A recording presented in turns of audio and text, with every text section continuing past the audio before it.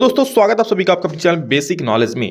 दोस्तों आज का वीडियो आप सभी के लिए काफी महत्वपूर्ण होने वाला है। जी हाँ दोस्तों, आज हम लोग देखने वाले झारखंड बोर्ड का ऑफिशियल क्वेश्चन पेपर 2023 में जो जो सवाल पूछा गया था, ठीक है, उसी के अकॉर्डिंग 2024 में भी पूछा जाएगा। ठीक है, बिल्कुल उसी पैटर्न पर आप लोग पूछा जाएगा। भले सवाल कम होगा, पिछली बार 40 सवाल पूछा गया था ऑब्जेक्टिव में, इस बार 30 सवाल पूछेंगे, 30 सवाल पूछेंगे। ठीक है, आज हम लोग सोशल साइंस का देखने वाले हैं और इसी प्रकार का वीडियो और सारा चीज का चाहते हैं। देखिए मेन पैटर्न वही रहेगा और कुछ क्वेश्चन रिपीट भी होंगे, तो भाई इसको देखना बहुत बहुत बहुत ज्यादा जरूरी है। ठीक है, तो चलिए फटाफट से देखते हैं। ऑब्जेक्टिव देखेंगे, इसके बाद मैं सब्जेक्टिव का भी वीडियो ला दूंगा और वो तभी होगा जब वीडियो को ज्यादा से ज्यादा शेयर मिलेगा। हर एक दोस्तों को शेयर कर दोगे, ठीक है, ज्यादा लाइक और एक अच्छा सा कमेंट जरूर कर देना, ठीक है, ताकि मुझे भी तो लगे कि आप लोग पढ़ रहे हो। ठीक है, तो चलो देखते हैं पहला सवाल क्या है। और इसमें टोटल 40 सवाल है। 40 सवालों को हम अच्छे से बता देंगे भाई। एक बार पढ़ोगे दोबारा पढ़ने की जरूरत नहीं पड़ेगा। ठीक है, थोड़ा बहुत रिविजन कर लेना, कोई दिक्कत नहीं है। ठीक है, लेकिन बहुत अच्छे से बता दूंगा। चलिए वीडियो को शुरू करते हैं और भाई चैनल पर पहली बार आए सब्सक्राइब जरूर कर लीजिएगा। पहला सवाल है दोस्तों, 19वीं सदी के दौरान कौन सी ऐसी ताकत बनकर उभरा जिसने यूरोप के राजनीतिक और मानसिक जगत में भारी परिवर्तन ला दिया। बोल रहा है क्या कि 19वीं सदी के दौरान कौन सी ऐसी ताकत बनकर उभरा जिसने यूरोप के राजनीतिक और मानसिक जगत में भारी परिवर्तन ला दिया। तो उदारवाद तो होगा नहीं, साम्यवाद, निरंकुशवाद, ये मतलब लोगों के मन में परिवर्तन ला दिया, राजनीति में परिवर्तन ला दिया। ठीक है, तो वो क्या होगा, राष्ट्रवाद। राष्ट्रवाद मतलब क्या भाई, अपने राष्ट्र के प्रति प्रेम फ्रांस के लोगों में, यूरोप के लोगों में जाग गया। ठीक है, वो देश को जो है एक करना चाह रहा था, जो राजतंत्र उसको तोड़कर लोकतांत्रिक सरकार करना चाह रहा था, तो राष्ट्रवाद ही इसका मेन कारण था। अगला प्रश्न है, इंग्लिश वाले बच्चे इंग्लिश का सवाल देख लीजिएगा। ठीक है, इंग्लिश में भी अब लोग रहेगा इसमें। फ्रांस में प्रथम विद्रोह कब हुआ था? बहुत इंपॉर्टेंट सवाल है। ठीक है, क्या है देखो, ये आया हुआ था जुलाई 1830 में। फ्रांस में प्रथम विद्रोह हुआ था, फ्रांसीसी विद्रोह जिसको कहते हैं, जुलाई 1830 में हुआ था। ठीक है, इस सवाल में आप लोग करवा चुका हूं। नेक्स्ट क्वेश्चन है, 1804 की नागरिक संहिता, जिसे आमतौर पर नेपोलियन की संहिता के नाम से भी जाना जाता है, उसने फ्रांस में सुधार के लिए क्या कदम उठाया? मतलब एक नेपोलियन कोड लागू किया गया था। ठीक है, फ्रांस में किसको? Napoleon code. उस कोड के अंदर किया गया, उस सुधार के अंदर क्या किया गया कि जन्म पर अधिकार, विशेष अधिकार समाप्त कर दिए। जन्म के आधार पर किसी को भी जो विशेष अधिकार दिए जा रहे थे ना, वो समाप्त कर दिया गया।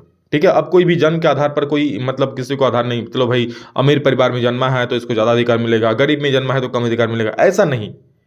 कानून के समक्ष बराबरी और संपत्ति के अधिकारों को सुरक्षित बनाए। कानून के समक्ष बराबरी मतलब कानून के सामने सब बराबर होंगे, और संपत्ति के अधिकार सुरक्षित मतलब क्या, जो आपका संपत्ति आपका ही रहेगा, कोई उसको छीन नहीं पाएगा। ठीक है, प्रशासनिक विभाजनों को सरल बनाया। बाकी प्रशासनिक जो विभाजन था उसको सरल बनाया, यानी कि इनमें से सभी बिल्कुल सही उत्तर हो जाए, ऑप्शन नंबर 4। अगला प्रश्न है कि 1917 में गांधी जी खेड़ा के किसानों की मदद के लिए सत्याग्रह का आंदोलन शुरू किया था। खेड़ा भारत के किस राज्य में स्थित? दोस्तों खेड़ा को पता ही है, खेड़ा कहाँ है? गुजरात में। ठीक है, खेड़ा आंदोलन किया था गांधी जी ने खेड़ा में जाकर 1917 में। तो याद रखना, ये भी पूछ सकता है इस बार कि खेड़ा आंदोलन कब हुआ था, तो याद रखना 1917 में। ठीक है, खेड़ा आंदोलन कब हुआ था? 1917 में। ये भी पूछ सकते हैं खेड़ा आंदोलन किसने किया था, तो गांधी जी ने। ठीक है, क्वेश्चन घुमा फिरा पूछ सकता है, तो अच्छे से याद रख लो। साइमन कमीशन भारत क्यों आया? तो दोस्तों साइमन कमीशन जो भारत है ना, भारत का जो संवैधानिक व्यवस्था है उसको सुधार करने के लिए, उसका अध्ययन करने के लिए आया था। ठीक है, चलो इसमें कुछ सुधार का होगा तो मैं सुधार करूंगा, यानी कि संवैधानिक व्यवस्था की कार्यशैली का अध्ययन करने के लिए आया था। लेकिन इसका भरपूर विरोध हुआ था, क्योंकि इसमें एक भी भारतीय को शामिल नहीं किया गया था। साइमन कमीशन का जो गुट था, जो ठीक है समूह था, उसमें एक भी भारतीय को शामिल नहीं किया था। इसलिए Simon go back, Simon go back, Simon go back के नारे लग रहे थे।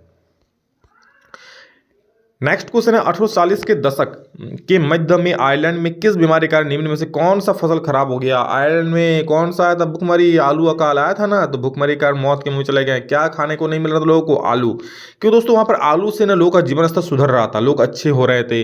बट जब एक साल ऐसा आया कि आलू हुआ ही नहीं, तो आलू अकाल हो गया, तो लोग वहां पर आलू अकाल के कारण बहुत सारे लोग मर गए थे। सर आलू अकाल।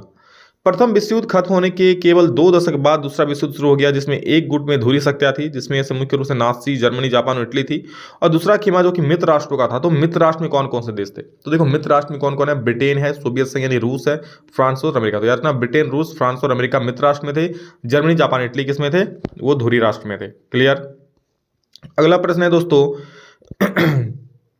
1929 की आर्थिक मंदी के कारण दुनिया के ज्यादातर हिस्सों में निम्न में से किसकी भयानक गिरावट दर्ज की गई? ठीक है, तो जब महामंदी आया दोस्तों, तो उसमें उत्पादन में भी कमी हो गई, रोजगार तो भाई घट ही गया एकदम, आय और व्यापार सब तहस नहस हो गया, यानी कि इनमें से सभी। और एक पते की बात बताऊं दोस्तों, जब भी इनमें से सभी ऑप्शन रहेगा ना, आंख बंद करके, मतलब मैक्सिमम टाइम कह लो 99% टाइम में, ठीक है, इनमें से सभी उत्तर हो जाता है। ठीक है, अगला सवाल देखो। बुनकर को कच्ची कपास की समस्या का सामना क्यों करना पड़ा? बुनकर मतलब जो कपड़ा वपड़ा बुनता था, उन लोग कच्ची कपास का समस्या क्यों होना पड़ा? मतलब कच्ची कपास मिल नहीं रहा था। कच्चे कपास का निर्यात में वृद्धि हुई थी, कच्ची कपास की फसल नष्ट हो गई थी, स्थानीय बाजार सिकुड़ गए थे कि निर्यात बाजार गिर गया था। देखो क्यों कपास की समस्या क्यों? क्योंकि कच्चे कपास के निर्यात में वृद्धि हो गई थी। ठीक है, जब वृद्धि हो गई तो कपास के दामों में बहुत ऊंचा हो गया भाई, उससे कपास की समस्या होने लगी, सब कपास विदेश जाने लगे। तो इस वजह से बुनकर के पास समस्या उत्पन्न हो गई थी कपास के लिए। क्यों? बाहर फैक्ट्री खुल गए थे कपड़ों का। ठीक है, सब भारत से कच्चा कपास मंगा ले रहा था, और भारतीय कपास मालिकों को भी क्या अच्छे दाम में मिल रहा था, तो विदेश भेज दे रहा था। 19वीं शताब्दी के दौरान ब्रिटेन में सर्वाधिक गतिशील उद्योग कौन से थे? 19वीं शताब्दी के दौरान ब्रिटेन में सर्वाधिक गतिशील उद्योग कौन से थे? कपास और धातु, याद रखना। ठीक है, 19वीं शताब्दी के दौरान ब्रिटेन में सर्वाधिक गतिशील उद्योग जो थे दोस्तों, वो थे कपास और धातु। अगला प्रश्न है, मुद्रक तकनीक सबसे पहले कहाँ विकसित हुई? तो ये था चिंगचैंग, चाइना। याद रखना, मुद्रण तकनीक सबसे पहले चाइना में ही विकसित हुई थी। ठीक है, वहां से फिर बौद्ध प्रचारकों के द्वारा दूसरे देशों में गया, जापान में गया, फिर अलग अलग देशों में पहुंचा। निम्न जातीय आंदोलनों के मराठी प्रणेता कौन थे जिन्होंने अपनी पुस्तक गुलामगिरी में जाति प्रथा का तजर्बा लिखा? मतलब कह सकते हो गुलामगिरी किसने लिखी है? तो भाई ज्योतिबा फुले ने। क्या? ज्योतिबा फुले कही है, ऑप्शन नंबर 1। नेक्स्ट क्वेश्चन जल्दी देखते हैं, क्या है? किस समाप्यता के आधार पर संगठनों को 2 भागों में बांटा गया, उनके नाम क्या है? समाप्यता मतलब समाप्त होने के आधार पर, कभी समाप्त हो जाएगा जल्द ही, कोई समाप्त नहीं होगा जो लंबे चलेगा। तो 2 होता है इसके आधार पर, एक होता है नवीकरणीय संसाधन और एक होता है अनवीकरणीय संसाधन। नवीकरण मतलब जो जल्दी खत्म नहीं होने वाला है, सौर ऊर्जा हो गया। लेकिन अनवीकरण मतलब जो सीमित संसाधन है, जैसे कोयला हो गया, पेट्रोल हो गया, ये सारा चीज। अगला प्रश्न है, संसाधनों के अंधाधुंध शोषण से किस प्रकार का वैश्विक परिस्थिति संकट पैदा हो गया है? बोलो, संसाधनों का अंधाधुंध प्रयोग कर रहे हैं भाई, पेड़ पौधे लगातार काटे जा रहे हैं, कोयला का यूज कर रहे हैं, पेट्रोलियम का यूज कर रहे हैं, इससे जो परिस्थिति है, कैसा संकट उत्पन्न हो गया? भूमंडलीय तापन बढ़ गया है, ओजोन परत का अपक्षय बिल्कुल हो रहा है, पर्यावरण प्रदूषण भी हो रहा है। देखो किसका? हम लोग संसाधनों का अंधाधुंध शोषण कर रहे हैं, पेड़ पौधे काट रहे हैं, एकदम कोयला जला रहे हैं, धुआं उठ रहा है, तो पर्यावरण भी प्रदूषण हो रहा है, भूमंडलीय तापन भी हो रहा है, गर्मी बढ़ रहा है। ठीक है, भूमंडलीय तापन मतलब भूमि ताप बढ़ रहा है, क्या होता है, ग्रीन हाउस इफेक्ट हो रहा है, ग्लोबल वार्मिंग हो रहा है। ठीक है, और क्या, ओजोन परत भी अपक्षय हो रहा है उसके कारण। तो इनमें से सभी हो जाएगा। देखो मैंने कहा ना, इनमें से सभी जिसमें रहेगा मैक्सिमम टाइम वही आंसर होता है। अगला सवाल देखो, फिर से वही वाला आज, वन और वन्य जीव का संरक्षण करना आवश्यक है क्योंकि इससे पारिस्थितिकी की विविधता बनी रहती है। वन और वन्य जीवन का जो हम विभिन्न प्रकार के वनों में जीव रहते हैं, उसका संरक्षण क्यों आवश्यक है? परिस्थिति की विविधता बनी रहती है, मतलब विभिन्न प्रकार के जीव जंतु रहते हैं, वही विविधता अंतर है बनी रहती है। जीवन साध्य संसाधन जैसे जल, वायु और मृदा बनी रहती है, बिल्कुल सही बात है। ठीक है, जल वायु मृदा अच्छी बनी रहती है। ठीक है, वन और वन्य जीव का, क्योंकि भाई वनों का रक्षा करेंगे तो वहाँ की मृदा भी ठीक रहेगी, मृदा बहाएगी नहीं, वायु अच्छा मिलेगा, ऑक्सीजन अच्छा मिलेगा। ठीक है, बेहतर जनन के लिए बरसात होगा, समय में पानी भी होगा। बेहतर जनन के लिए वनस्पति और पशुओं में जीनी विविधता को संरक्षित, ये भी हो जाएगा। इनमें से सभी है, इनमें से सभी हो जाएगा। देख रहे हो, इनमें से सभी आंसर हो गया। अगला सवाल देखो, वन और वन्य प्राणियों के संरक्षण के लिए किस प्रकार के वनों को सर्वाधिक मूल्यवान माना गया है? तो याद रखना, रक्षित वन को सबसे अधिक मूल्यवान माना गया। किसको? रक्षित वन को। ठीक है, यानी कि प्रोटेक्टेड फॉरेस्ट को। भाई प्रोटेक्टेड फॉरेस्ट है, वो रक्षा किया जा रहा है उसका। ठीक है, तो भाई सबसे में अच्छा होगा तब तो रक्षा करेगा, वरना रक्षा थोड़ी करेगा। अगला है, प्रचुर मात्रा में जल उपलब्ध होने के बावजूद जल किन कारणों से प्रदूषित और मानव उपयोग के लिए खतरनाक होते जा रहे हैं? तो घरेलू और औद्योगिक अपशिष्ट को मिलने से, बिल्कुल घरेलू और औद्योगिक अपशिष्ट मिलने से तो होता ही है। रसायनों का अधिक प्रयोग से, बिल्कुल जो फैक्ट्री में अधिक रसायन उपयोग हो रहा है वो जा रहा है जलों में, वो भी खराब हो रहा है। कीटनाशकों और कृषि में प्रयुक्त होने वाले उर्वरकों से, बिल्कुल हम लोग जो खेती में कीटनाशक उपयोग कर रहे हैं, ठीक है, कीटनाशक उर्वरक उपयोग कर रहे हैं, वो भाई पानी में धुल के फिर जाके जोड़िया में जा रहा है, जोड़िया से फिर नदी में जा रहा है, इस पर पानी को प्रदूषित कर रहा है। यानी कि इनमें से सभी, भाई इनमें से सभी उत्तर हो सही हो जाएगा। अगला सवाल देखो, बोले सर आप सही बोले, सब तो इनमें से सभी हो रहा है जो भी है। अब देखो, बट इनमें से कोई नहीं देख के मत मार देना उसको। ठीक है, मानसून के आगमन के साथ जो फसलें बोई जाती है किस प्रकार की फसल के अंदर आती है? तो मानसून के आगमन के साथ जो फसलें बोई जाती है दोस्तों, उसको बोलते हैं क्या? खरीफ फसल। मानसून के आगमन के साथ मतलब जून जुलाई में। ठीक है, जब बरसात शुरू होना स्टार्ट होता है जून जुलाई में, उस वक्त ये फसल बोई जाती है। और कब? ठंड के मौसम में, मतलब नवंबर दिसंबर में या अक्टूबर नवंबर में ये फसल काट लिया था। तो खरीफ फसल मतलब जो ठंडी के मौसम में हमें मिलता है, और रबी फसल मतलब जो गर्मी के दिनों में मिलता है। ठीक है, तो भाई ये खरीफ फसल कब बोई जाती है? जून जुलाई में बोई जाती है। तो खरीफ फसल वो हो जाएगा ना, मानसून के आगमन के साथ जब बरसात शुरू होता है तो जून जुलाई में ही शुरू हो जाता है, उसी वक्त खरीफ फसल बोया जाता है। नेक्स्ट है, पवन और सौर ऊर्जा संसाधनों के बहुतायत भारत में भारत के किस राज्य में अधिक पाई जाती है? पवन और सौर ऊर्जा। तो पवन और सौर ऊर्जा कहाँ अधिक रहेगा? जहां पर क्या खुला एरिया ज़्यादा रहेगा, ठीक है। तो राजस्थान, ठीक है, राजस्थान में बरसात कम होता है, मतलब राजस्थान कहते हैं एक रेगिस्तानी इलाका है, कह सकते हो। तो पवन और सौर ऊर्जा इन्हीं क्षेत्रों में ज़्यादा उपयोग किया जाता है। नेक्स्ट क्वेश्चन है, जल और उर्वरकों के अधिक और अविवेकपूर्ण प्रयोग से किस प्रकार की समस्याएं पैदा हो गई है? तो भाई जल क्रांतता हो गया, जल की कमी हो गई है, लवणता हो गया है, सूक्ष्म पोषक तत्वों की कमी हो गई है। तो मतलब जल और उर्वरकों का अधिक अविवेकपूर्ण उपयोग से हम लोग क्या, जल की ये समस्या हो गई है, जल की कमी हो रही है, जल में नमक ज़्यादा हो जा रहा है, जल में जो पोषक तो होना चाहिए वो नहीं हो रहा है। तो इनमें से सभी इसका उत्तर हो जाएगा। फिर से सर इनमें से सभी, बिल्कुल देखो, मतलब 5-6 सवाल जिसको नहीं भी आता ना वो इनमें से भी मार के पार कर जाएगा, ठीक है। अब मेरा बात है, झारखंड बोर्ड सुन लेगा तो बच्चों को कंफ्यूज कर देगा, ठीक है। तो बच्चे पहले अच्छे से पढ़ लेना। औद्योगिक विकास के रीढ़ के रूप में किस खनिज को महत्वपूर्ण माना जाता है? तो भैया लोहा का जो होता है ना, लोहा जो होता है वो आधारभूत खनिज होता है। उसके बिना कोई उद्योग खड़ा हो सकता है क्या? ठीक है, लोहे के सामने कोई बोल सकता है क्या? नहीं ना। बिना लोहे का कोई फैक्ट्री बनेगा नहीं ना। चलो, तो लोहे के सामने कोई बोल सकता है क्या? लोहे से कोई लोहा ले सकता है क्या? चलो, निम्न में से किस प्रकार के खनिज का प्रयोग आणविक ऊर्जा के में किया जाता है? तो आणविक ऊर्जा या फिर कह सकते हो नाभिकीय ऊर्जा। तो भाई यूरेनियम और थोरियम, ठीक है, एल्युमिनियम, मैग्नीशियम, जिप्सम, इसका थोड़े नाभिक में यूज करेंगे भाई, कभी सुने हो नाम? यूरेनियम का यूज करेंगे और थोरियम का करेंगे, ठीक है। अगला प्रश्न है, वायु प्रदूषण निम्न में से किस पर अपना दुष्प्रभाव डालता है? तो देखो, मानव स्वास्थ्य पर बिल्कुल डालता है, पशुओं पर 100%, पौधों पर 100%। भाई 4 नंबर हो जाएगा, 400%। देखो इनमें से सभी फिर से वही आंसर। अगला प्रश्न देखो फिर से, बेल्जियम में अल्पसंख्यक के रूप में किस भाषा के बोलने वाले तुलनात्मक रूप से ज्यादा समृद्ध और ताकतवर है? बेल्जियम में भाई 2 प्रकार के लोग थे, फ्रेंच और डच भाषा बोलने वाले लोग। लेकिन फ्रेंच भाषा बोलने वालों की संख्या कम थी, भले कम थी, बट वे ज्यादा समृद्ध थे, अमीर थे, ताकतवर थे। कौन? फ्रेंच भाषी लोग, ठीक है। फ्रेंच भाषी लोग, वहां पर फ्रेंच बोलने वाले लोग कम थे, बट एक्चुअली में वो लोग ज्यादा अमीर थे डच भाषी लोगों से। तो यहां पर क्या उत्तर हो जाएगा? French. Option number A is the right answer. Next question, जब 1956 में श्रीलंका में कानून बनाया गया तो किसमें किन किन बातों को जोड़ा गया? तो सिंहली को वहां एकमात्र राजभाषा घोषित कर दिया गया, ठीक है। तमिल को दरकिनार कर दिया गया, यानी सरकारी नौकरियों में सिंहलियों को प्राथमिकता दी गई, तमिल को यहां भी वैल्यू नहीं दी गई। बौद्ध मतों को संरक्षण और बढ़ावा दिया गया, ठीक है। तो इसका इनमें से सभी इसका भी सही उत्तर हो जाएगा। नेक्स्ट क्वेश्चन देखो क्या बोल रहा है, निम्न में से कौन कार्यपालिका और विधायिका द्वारा बनाए गए कानूनों पर अंकुश रखता है? कार्यपालिका और विधायिका द्वारा कोई भी कानून बनाता है तो उस पर अंकुश कौन रखता है? तो सबसे ऊपर है न्यायपालिका। तो न्यायपालिका सब पर अंकुश रखता है भाई, जो जुडिशियरी होता है ना, न्यायपालिका सब पर अंकुश रखता है।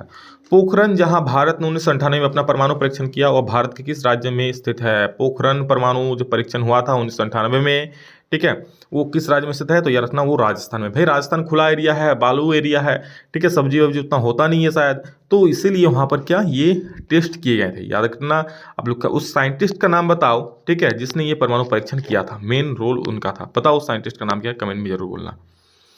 नेक्स्ट क्वेश्चन 28 नंबर, सामाजिक विभाजन अधिकांशतः आधारित होता है। सामाजिक विभाजन देखो हम लोग जन्म से ही बढ़ जाता है भाई, कौन ब्राह्मण समाज में रहेगा, कौन दूसरा समाज में रहेगा, ठीक है, कौन महतो समाज में रहेगा, ठीक है, कौन दुबे समाज में रहेगा, ठीक है, कौन पंडित समाज में रहेगा, ये जन्म से ही बढ़ जाता है ना।